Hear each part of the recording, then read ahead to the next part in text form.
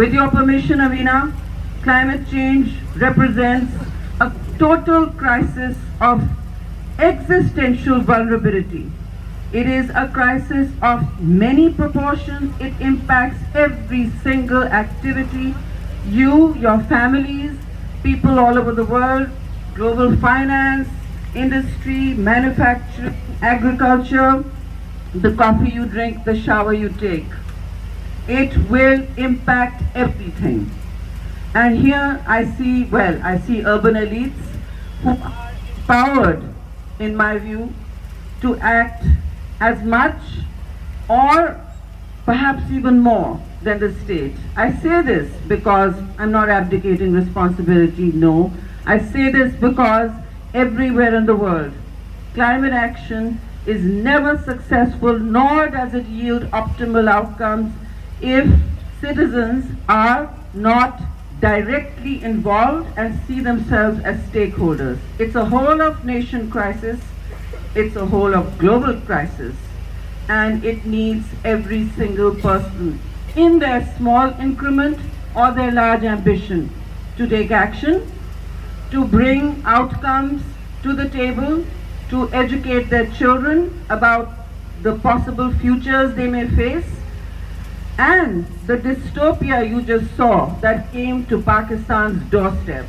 I said over there very clearly, the world needs to see this because we are the ground zero of climate change.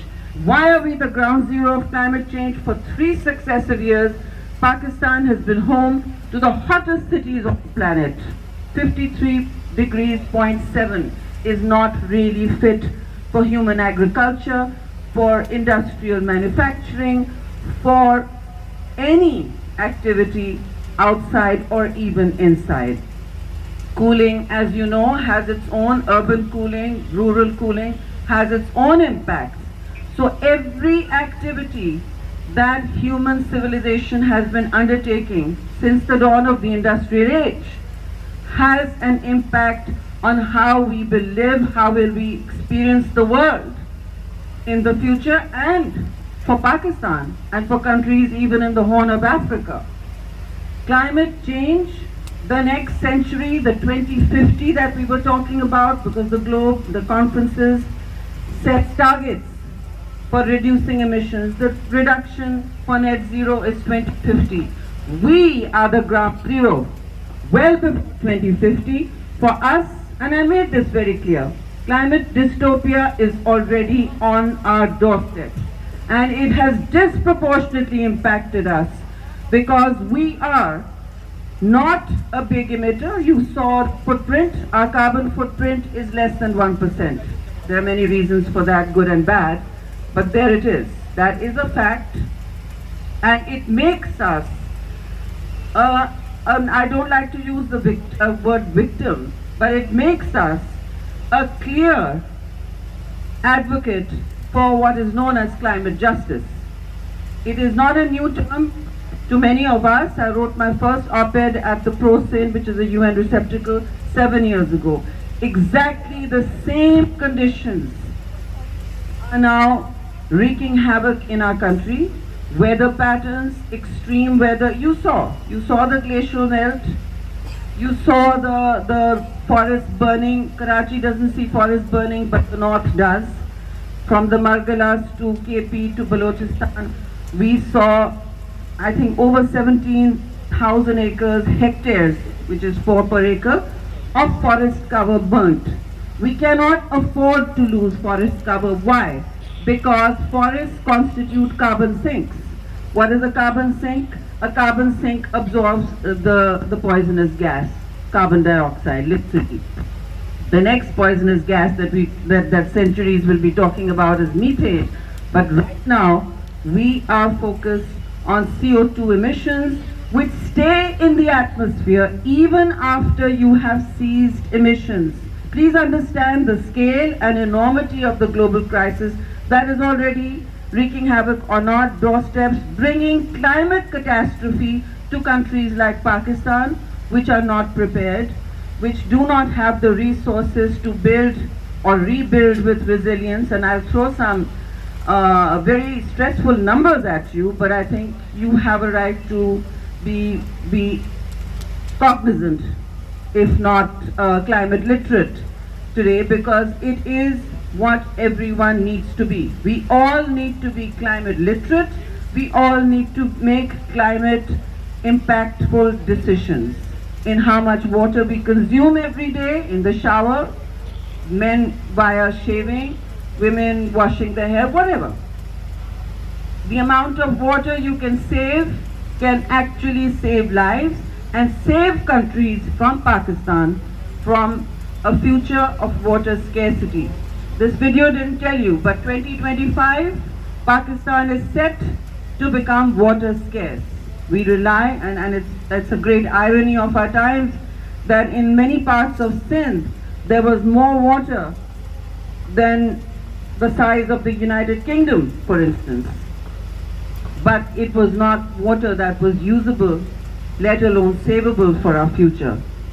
So while there's water everywhere, there will not be a drop to drink.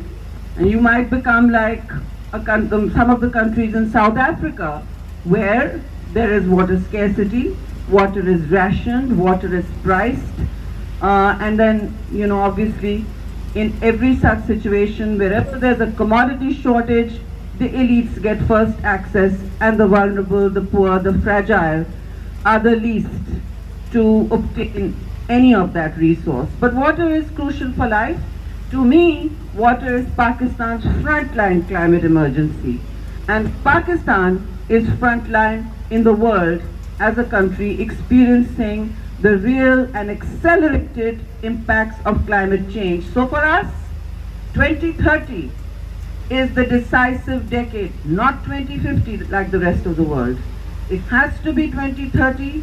All actions have to be taken within this decade, and it is the most dangerous decade for us also, because as countries, we do not, many countries, the developing countries, in shorthand at the COP system, at the UN system, now known as the Global South, which we had the honor and capacity to lead this time in large numbers, has actually obtained a small victory. It's a big victory actually.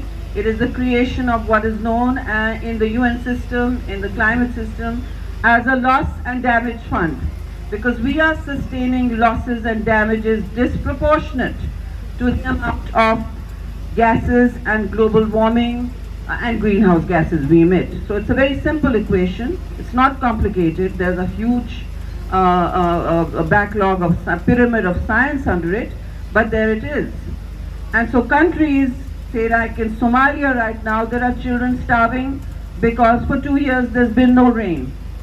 And I do want to warn Pakistan also, particularly Sindh and Balochistan, because if you remember, before this cataclysmic torrential downpour from the sky came, Karachi was actually the second city that experienced the most. Sindh, as by and large, experienced 7 times more than an average, and the tragedy was that it kept on and on and on. Monsoons are not meant to be doing that. South Asia is no stranger to monsoon, neither is Pakistan. Why did this happen? Because the weather changed. It is no longer weather. These are extreme climate events. Part of it is the El Nino system, again driven by climate impacts. And this brings hurricanes, torrential downpours, and general cataclysm and apocalypse of the kind you see in movies. Now think about it. 33 million impacted. That is the size of 3 medium-sized European countries. How do you feed, give relief to, even provide humanitarian assistance for 3 countries while you're drowning in both water and debt? You're drowning in both. And that is the existential crisis of our times. We all need a reset to our lifestyles, to how we allocate resources, to how we think about our present as well as our future. Now, I can go on about this for at least 35 minutes. I understand Amina does not have the bandwidth, neither do you. But I'm going to just say a few things. that I want to share with you, that in obtaining a loss and damage fund, people should not think that this is some magical pot of gold that will unlock billions of climate financing for Pakistan. That's not how the UNFCCC system works. What is the UNFCCC system? It is the United Nations Framework Convention for Climate Change. It is now the biggest conference on the face of this earth. Always.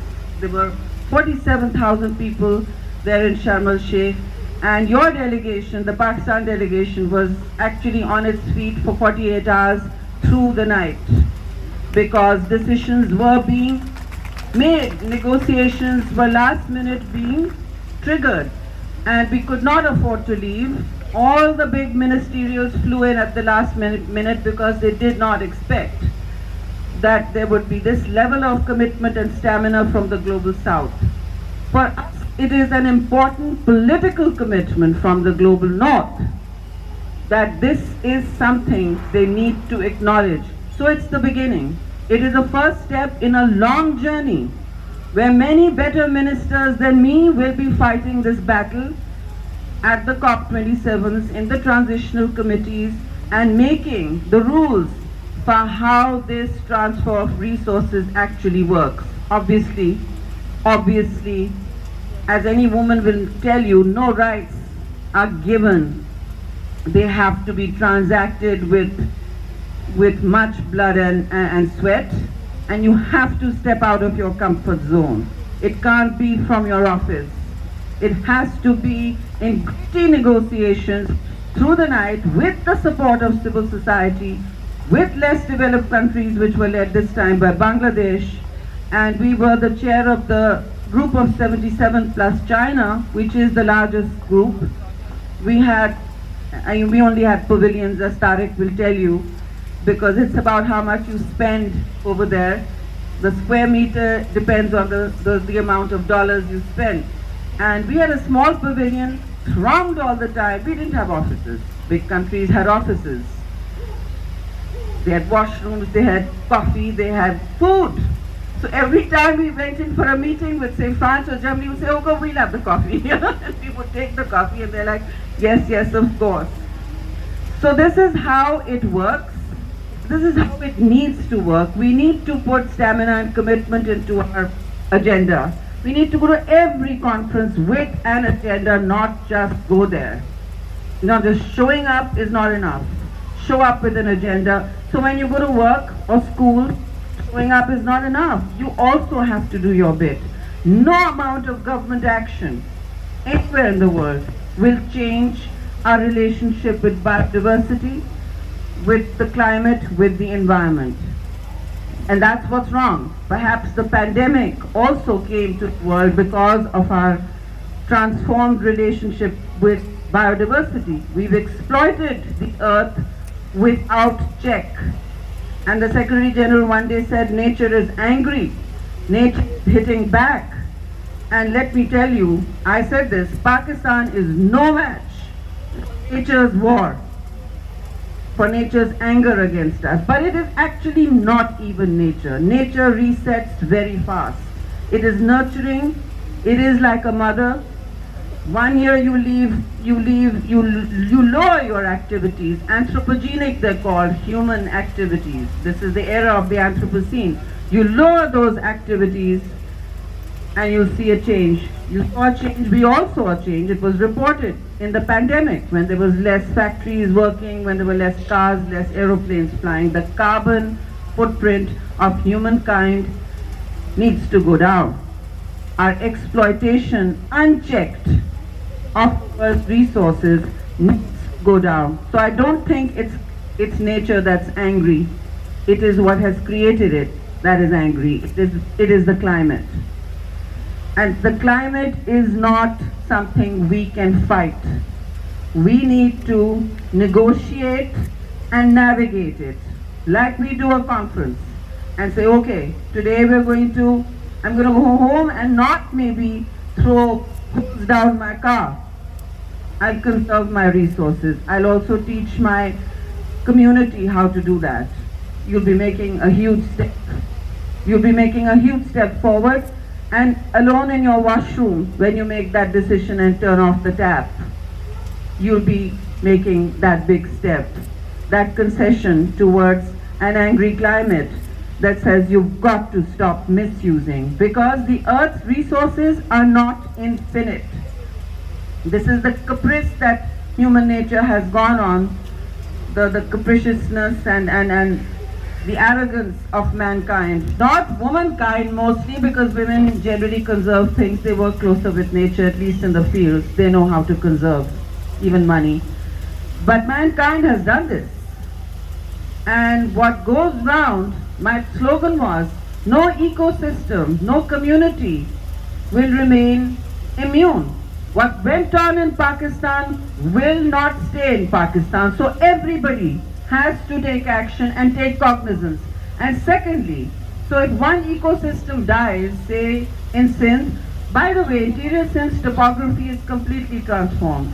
Those lakes are probably not going away for a long time, where the Pakistan Navy was navigating what looked like huge oceans. No, many of those won't go because they're under sea level, and that sea level is rising as well as the land sinking. So it's a perfect storm, ladies and gentlemen. We have pollution in our cities, and those are created by us. Let's not make no mistake. That is not created by greenhouse gases. But it is the global warming. It is the 53 degrees coming to your doorstep, 4 heat waves this year. And then the snow melt. Most Karachiites don't know, like many of our foreign friends didn't know, that Pakistan is home to the highest number of glaciers in the world outside the polar region, quite majestic, and home now to a ruinous bit of tourism as they litter and leave. But it is the source of all our water. It is not rainfall. The glaciers are the source of the great Indus River, which transforms our lives, which has sustained civilizations, culture, humanity, agriculture, and livestock, everything. To this day also, the Indus River sustains 80% of our lives and our livelihoods. So we can show you the direct impacts, because just before the climate catastrophe happened to us, my ministry and I were pitching a huge, ambitious project called the Living Indus. I'd love to share that one day with you. And we had created, it's regenerating the river, depolluting it near the cities it goes through, creating community ponds, regenerating it, and making sure the groundwater is recharged in various places. So we had made a menu of 25 interventions for communities, for big governments, for development partners to make interventions in. So you could pick and choose. It went from $11 billion to $18 billion. Well, all that money, even the seed money from my ministry for climate resilience, 160 million, it's nothing in the larger scheme of things, has gone into humanitarian assistance. So I will leave you with this one thought, that the world has not still reset itself or created the resources that will fix either what is known as the race to 1.5, which is keeping 1.5 degrees to below pre-industrial levels. No, we're burning up, and we will burn up before others. So to us, when global emitters don't go down, it impacts us. Neither did the world make a big plan for global adaptation or countries to adapt. What that means is each country then is whether it's emitting less or not, it has to scramble to adapt to build resilience to the changing climate. Now, as we do that, just the funding for it is for Pakistan to rebuild is $30 billion. $30 billion assessed by the World Bank, you must have heard this figure, and $348 billion to survive the impacts of climate change, or to adapt, if you like, until 2030. Now, the trillions calculated at COP27 for the money that is needed There $2 to $6 trillion are needed for just the world to stop, to make switches to renewables. And Pakistan is doing that anyway because of our high import bills and the Ukraine war, the impact on supply chains for both energy and food imports. And we are having to import food this year because there will be a crisis of livelihoods because of the flood. You have the largest man-made irrigation system in the world, if you know this. That's through the Indus.